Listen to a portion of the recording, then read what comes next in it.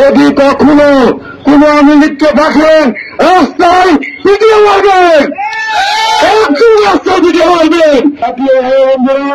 আপনারা আরো জানেন আমাদের বিএনপি এবং অন্যান্য সংগঠন যারা আছে জামাতের ছেলেগুলো এক জোড়া বা তিনজন এক জায়গায় বসতে পারেনি।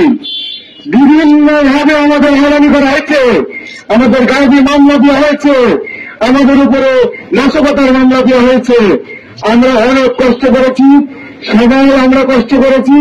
তাই আপনাদের অনুরোধ করব, কোন গ্রুপিং এর বিরুদ্ধে বা গ্রুপিং করবেন না, রাজনীতি করবেন তাদের কাজ মিলে করবেন।